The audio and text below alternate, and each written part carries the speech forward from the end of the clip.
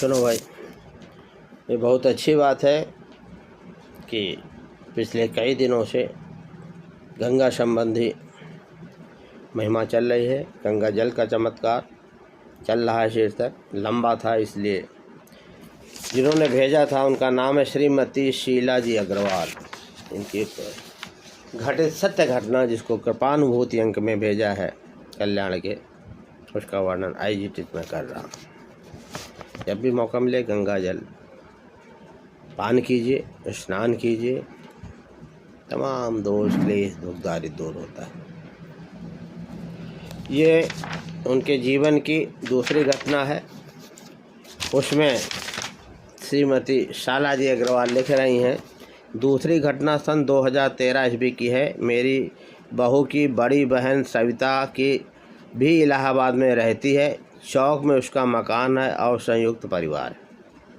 अगहन के महीने में सविता की सास को हृदयाघात हुआ। हृदयाघात मतलब समझते हैं ना, हार्ट अटैक। यहाँ इलाहाबाद हार्ट सेंटर अस्पताल में 2 दिन भर्ती रहीं। डॉक्टर ने कहा कि 2 धमनी ब्लॉक हैं। तय हुआ कि लखनऊ ले चलते हैं। लखनऊ में उनका मायका भी है, एक भाई डॉक्टर भी। उनके दोनों पुत्र अपने एक मित्र और ड्राइवर के साथ सुबह 5 बजे लखनऊ के लिए रवाना हुए। सास पूजा पाठ बहुत करती हैं और छुआछूत भी बहुत मानती हैं, इसलिए तैयारी के समय उनके साथ गंगा जल और ठाकुर जी का चरणामृत भी रख दिया गया। ये सोचकर कि अस्पताल में जो खाना पीना उनके लिए दिया जाएगा उसमें संतोष के लिए उसमें गंगा जल मिलाकर शुद्ध कर दिया जाएगा। जब गाड़ी रायबरेली के पास पहुंची तब लगता है कि उन्हें फिर एक बार हार्ट अटैक हुआ।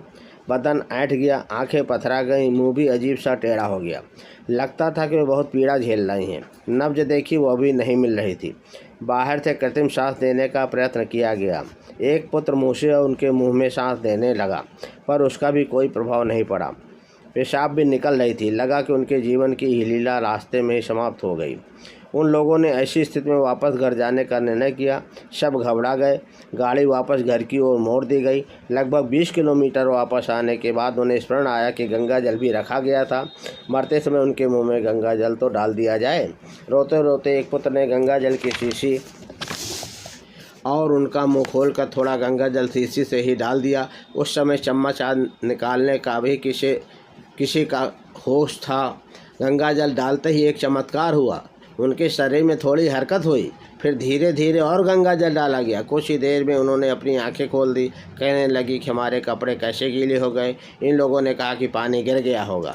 लोगों में आशा का संचार हुआ। गाड़ी फिर लखनऊ की ओर मोड़ दी गई। रास्ते में एक स्थान पर डॉक्टर का घर भी